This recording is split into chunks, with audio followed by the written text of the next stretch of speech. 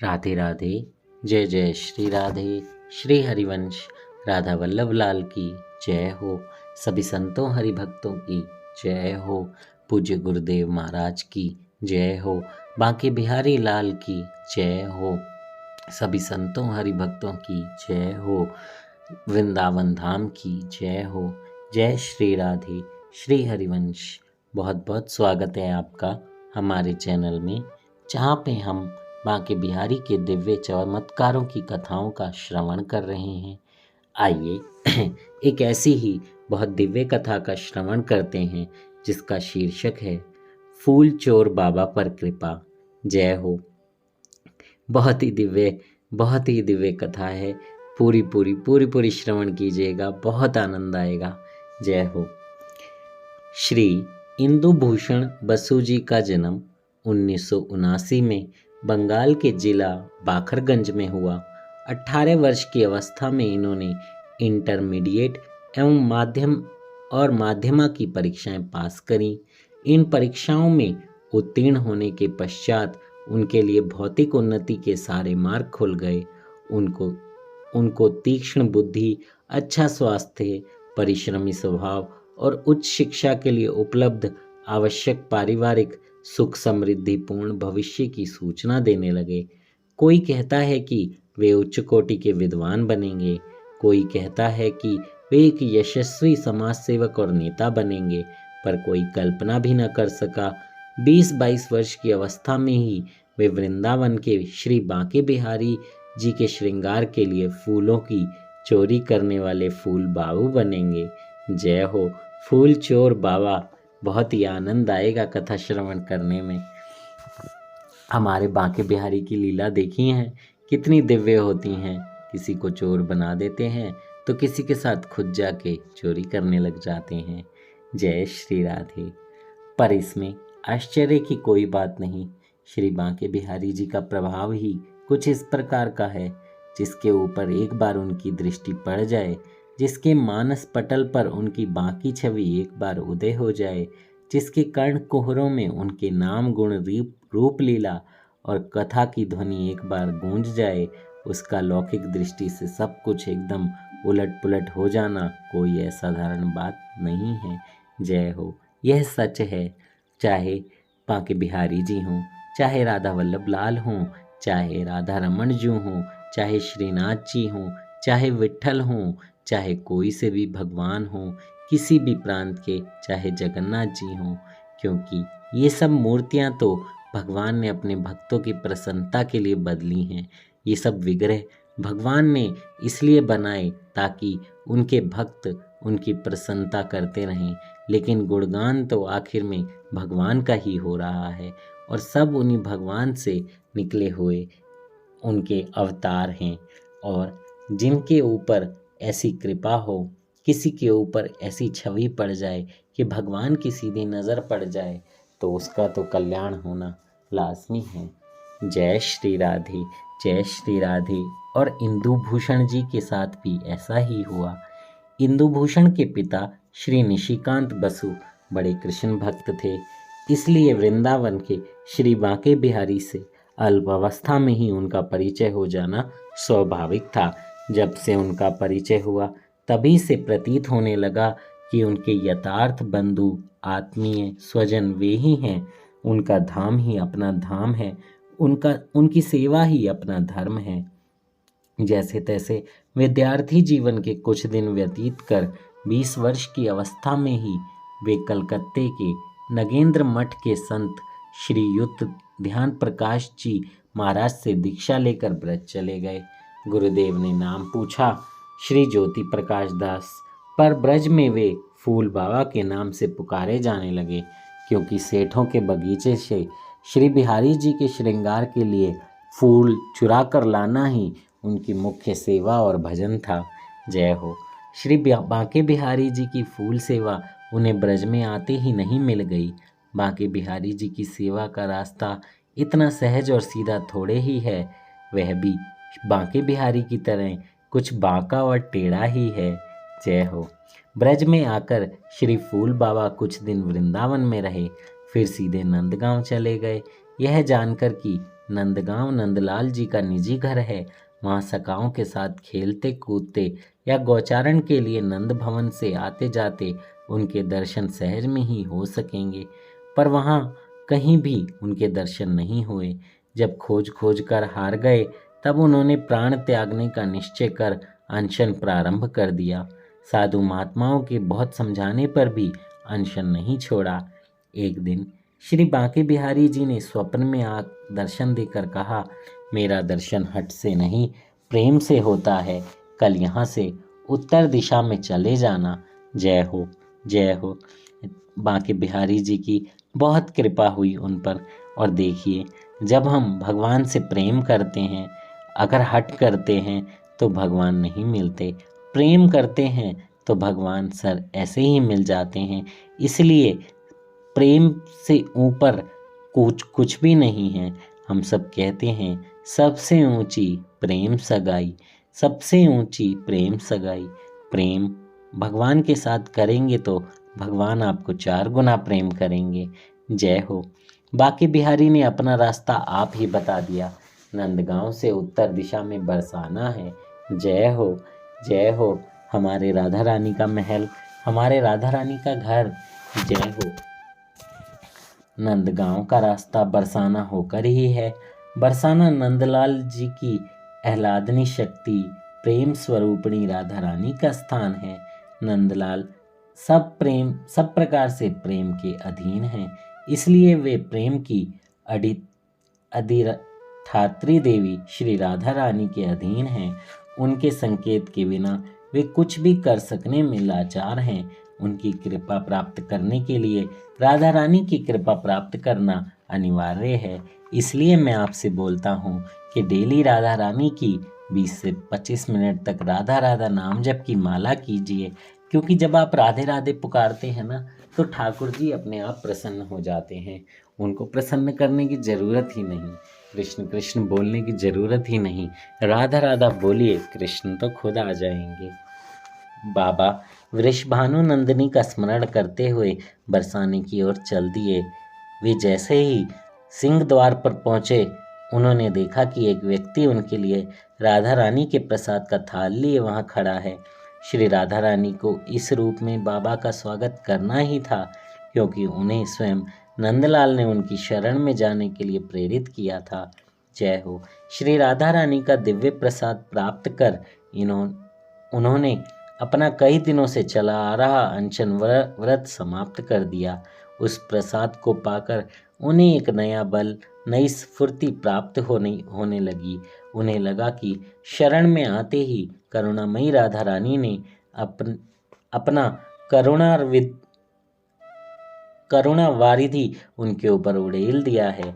इस प्रकार उनके करुणावारी से अभिषिक्त हों, उनके भाव में दिन रात डूबे रहकर बरसाने के निर्जन एवं सुरम्य सांकरी खोर में भजन करने लगे।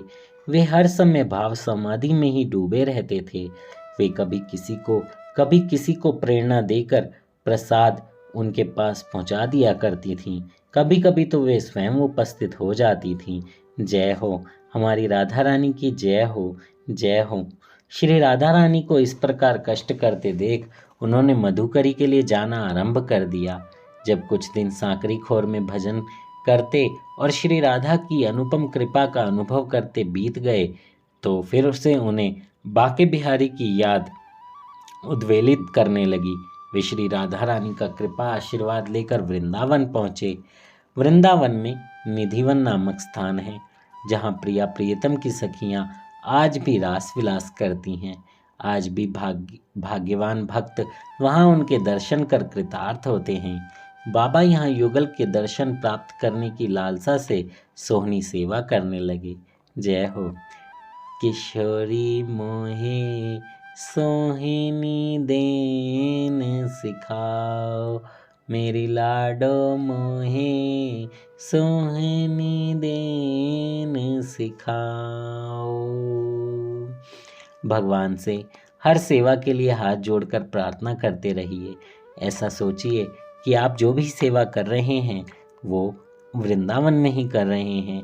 अपने घर को वृंदावन ही बना लीजिए, सोनी सेवा करें तो ऐसा भाव हो कि निधिवन में सोनी सेवा कर रहे हैं। पोछा लगाएं तो ऐसा भाव हो कि बांके बिहारी के प्रांगण में पोछा लगा रहे हैं।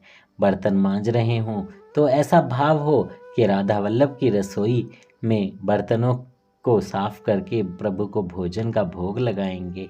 और उसके बाद आप विश्राम करा रहे हों तो ऐसा हो कि जैसे राधा रमन मंदिर में एक बहुत ही सुंदर शैया पर आप भगवान को सुला रहे हों। भाव सारे वैसे ही कीजिए, आपका घर अपने आप वृंदावन बन जाएगा। ऐसा भाव रखेंगे तो आपको हर जगह, हर क्षण में, हर कण में, हर चीज़ में ऐसा ही भाव आएगा कि आप पूरी ब्रज की सेवा कर रहे हैं। जय हो। इस भाव से बाबा ने अपनी सोनी सेवा शुरू करी और प्रिया प्रियतम के रास विलास की इस भूमि पर, जहाँ पर वे प्रिया प्रियतम नित्य रात्रि में रास करते हैं, वे झाड़ बुहार कर, कांटे कंकड़ बीन कर उसे स्वच्छ और सुकोमल रखने लगे। फूल बाबा निरंतर यह भावना करते कि वे राधा रानी की प्रिय सखी हैं। इसी भाव से वे निधिवन में सोनी सेवा करते और श्री बिहारी जी के मंदिर में फूल सेवा। बांके बिहारी के श्रृंगार के लिए जहाँ तहाँ से फूल चुनकर लाते। उन्हें जहाँ जिस कोठी या बगीचे में सुंदर फूल दिख पड़ते उसी में घुसकर फूल तोड़ने लगते। उनके लिए वृंदावन के सभी स्थान बांके बिहारी के थे और वहाँ के सभी फूल उन्हीं की सेवा के लिए खिलते थे। जय हो। आ गई ना वही बात, मैंने भी यही बोला। आप वृंदावन नहीं जा सकते, कोई बात नहीं, आप अपने घर को ही वृंदावन बना लीजिए। बहुत इजी है, कुछ नहीं करना, बस भाव आपका साफ होना चाहिए। भाव में कुछ भी अन्यथा नहीं होना चाहिए। जब झाड़ू लग रही हो तो निधिवन में झाड़ू लग रही है, बर्तन मंज रहे हों तो राधा वल्लभ की रसोई हो रही है, खाना पक रहा हो राधा रमन के लिए खाना पक रहा है। ऐसा आप सब भाव कीजिए। आप कीर्तन कर रहे हैं तो बरसाने में बैठे हैं, ऐसा भाव करेंगे तो पूरा ब्रज क्या, सारे भक्त, सारे संत आपके घर में साक्षात आ जाएंगे, आपको पता भी नहीं चलेगा और सब बड़े आनंद से गाएंगे और आपके घर में कभी भी कोई भी परेशानी नहीं आएगी। जय हो। उनके लिए वृंदावन के सभी स्थान बांके बिहारी के थे और वहाँ के सभी फूल उन्हीं की सेवा के लिए खिलते थे। इसलिए उन्हें कहीं से भी फूल तोड़ने में संकोच नहीं होता था। पर उनके भाव को सब लोग नहीं समझते थे और हर समझ भी नहीं पाते हैं और इसलिए कभी कभी उन्हें गालियाँ भी सुननी पड़ती थी। ये हमारे साथ भी होता है ना, कई बार हम कुछ सेवा ऐसी कर जाते हैं, कहीं ऐसी जगह होते हैं जहां हम प्रभु से रिलेटेड या प्रभु के साथ कुछ ऐसी अपने आप को जोड़ जाते हैं तो सब लोग उस बात को नहीं समझते हैं, सोचते हैं अरे पगला है, ऐसे ही भक्ति के चक्कर में पगला गया है। पर भक्ति वाले कभी पगलाते नहीं हैं, उन्हें तो भगवान के प्रेम ने पगला किया होता है और उस पगलेपन में वो अपने प्रभु को ही ढूंढते रहते हैं। जय हो। कई बार तो उन्हें मार तक खानी पड़ गई और एक बार तो उन्हें हवालात की हवा भी खानी पड़ी, लेकिन उन्होंने सेवा नहीं छोड़ी। कुछ दिनों के बाद सेठ हरगुलाल ने उन्हें बिहारी जी के बगीचे से फूल तोड़ने की अनुमति दे दी। तब उन्होंने दूसरे बगीचों से फूलों की चोरी करना बंद कर दिया। कोई शुभ कार्य है या अशुभ, उनसे प्रभु प्रसन्न है या अप्रसन्न, यह उसके परिणाम से जाना जाता है। फूल बाबा की फूल सेवा के फलस्वरूप उन्हें युगल की जो कृपा मिली, उससे अनुमान लगाया जा सकता है कि प्रभु उनके चोरी के फूलों से भी कितने प्रसन्न थे। प्रिया प्रियतम को जब किसी भक्त पर कृपा करनी होती है तब योग माया उनके लिए भूमिका तैयार कर देती है, उसके अनुकूल किसी भी लीला विशेष का सृजन कर देती है। एक दिन जब निधिवन में रास नृत्य हो रहा था तो नृत्य करते करते प्रिया जी के नूपुर बिखर गए। सखियों ने उन्हें पिरोकर प्रिया जी को पहना दिया। नृत्य समाप्त होने पर प्रिया जी के नूपुरों को गिना गया, एक नूपुर कम था। सखियां ढूंढने लगी, खोजने में जुट गईं, पर बहुत खोजने पर भी वह नहीं मिला। दूसरे दिन रास आरंभ होने से पूर्व प्रिया जी ने सखियों से कहा, प्रातःकाल फूल सखी निधिवन में सोनी सेवा करती है, उसे आज सोनी सेवा करते समय नूपुर अवश्य मिला होगा। तुम उसके पास जाकर नूपुर अवश्य ले आओ। उधर फूल बाबा भाव समाधि में देख रहे हैं कि उन्हें सखी रूप में रास मंडल में सोनी सेवा करते समय प्रिया जी का नूपुर मिला है। वे सोच रहे हैं कि सखियां उनके पास नूपुर मांगने आएंगी तो वे क्या कहेंगे। उसी समय सखियां उनके पास पहुंच भी गईं और पूछा, आपको सोनी सेवा करते हुए श्याम जी का नूपुर मिला है? फूल बाबा ने कहा, नूपुर तो मिला है, पर वह श्याम का है या श्यामा जी का, यह मैं कैसे जानूं? दोनों के चरण देखकर उनके नूपुरों से मिलान करूं, तभी पता चलेगा नूपुर किसका है। मैं मिलाकर देखूंगी, जिसका होगा उसी को दूंगी। श्याम जी से जाकर सब सखियों ने कहा तो उन्होंने फूल सखी को बुला भेजा। उससे कहा, देख रही, मेरा नूपुर खोया है, श्याम का नहीं, नूपुर मुझे दे दे। फूल सखी ने अपना हट फिर भी नहीं छोड़ा। तब श्यामा और श्याम जी ने दोनों ने अपने चरण आगे बढ़ा दिए। फूल सखी की जन्म जन्मांतर की साध पूरी हो गई। नील और अरुण चरण कमल द्वय को प्राप्त कर उसका भाव समुद्र उमड़ पड़ा। प्रेम अश्रुओं के अर्ध से उनका प्रक्षालन कर उसने अपने प्राण पुष्प उस पर चढ़ा दिए। नूपुर तो राधा रानी को दिया ही, अपना मन और प्राण भी सदा के लिए अर्पित कर दिए और वहीं वो सीधा प्रिया जी के धाम पहुंच गई। जय हो, जय श्री राधे। कितना प्यारा चरित्र है, कितनी प्यारी कथा है। फूल बाबा, फूल चोर बाबा, और कैसी कृपा हुई उन पर। फूल चुराना भी, वो भी ठाकुर जी के लिए, और प्रेम से। देखिए, उस चोरी में भाव यही था कि सिर्फ प्रभु की प्रसन्नता के लिए। चोरी तो चोर करते हैं, लेकिन उससे वो अपनी इंद्रिय तृप्ति करते हैं। लेकिन जहाँ जिस चोरी से भगवान का सब कुछ प्रसन्न हो रहे हों, भगवान खुद प्रसन्न हो रहे हों, ऐसी चोरी भगवान चोरी नहीं मानते, क्योंकि वो भगवान के लिए की जा रही है। ऐसे ही बहुत सारे संत हुए हैं जिनके साथ भगवान ने चोरी लीलाएं खुद की हैं, क्योंकि वो चोरी लीलाएं उन्होंने भगवान को साथ में रखकर भगवान को प्रसन्न करने के लिए ही की हैं। ऐसी एक लीला बहुत ही प्यारी है, फिर कभी श्रवण करेंगे। अभी तो ये लीला ही बहुत दिव्य है, इसी का आनंद ले। लेकिन ऐसा भी टाइम आया जब भगवान ने सिर्फ एक कटहल की चोरी के लिए अपने भक्त को साथ रखा, खुद उसके साथ गए। लेकिन भक्त भी देखिए कितने भोले हैं, चुप करके चल भी दिए। वरना कोई आपको कहीं चोरी करने के लिए कहे तो आप करेंगे? नहीं करेंगे। लेकिन भगवान की तो बात ही क्या है।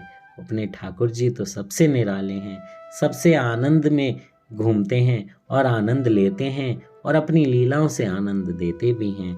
आप भी उनका नाम जप करते हुए, आनंद में डूबते हुए, उनकी सेवा करते हुए, राधा राधा नाम जप करते हुए उनकी अहेतु की कृपा में डूब जाइए। उनसे कहिए कि आपके ऊपर भी प्यार बरसाएं, कृपा करें और आपको आनंद दें। जय श्री राधे। श्री हरिवंश। अगर कथा कहने में मुझसे कोई त्रुटि हुई हो तो मुझे क्षमा कीजिएगा। और एक बात मैं कहना चाहूँगा, हमारा ऑनलाइन बाल गुरुकुल है, जिसमें हम 5 से 10 साल के बच्चों को और 11 से 15 साल के बच्चों को कृष्ण कथाएं, हमारे सनातन धर्म संस्कृति के बारे में जो भी बातें होती हैं, वो बड़ों का आदर कैसे करना है, गुरुओं का आदर कैसे करना है, कैसे अपने जीवन को भगवान से जोड़ कर रखना है, उनकी कृपा का अनुभव करना है, और बहुत सारी चीज़ें ऐसी हैं जो हम उन्हें सिखाते हैं। यह क्लास हफ्ते में केवल एक दिन रविवार को होती है, 1 घंटे के लिए। आप भी अपने बच्चों को इससे जोड़ें। आपके बच्चे ऑलरेडी अगर किसी बाल गुरुकुल से जुड़े हुए हैं तो आप अपने आस पड़ोस में भी बोल सकते हैं। ज़्यादा से ज़्यादा संख्या में बच्चों को आगे लाएंगे तो बड़े होने पर वो और ज़्यादा भक्ति अच्छे से कर पाएंगे। जय श्री राधे। श्री हरिवंश, आप इस सेवा के लिए अपना नंबर कमेंट बॉक्स में हमें डालकर भेजिए, हम आपको मैसेज करेंगे। जय श्री राधे। जय श्री राधे।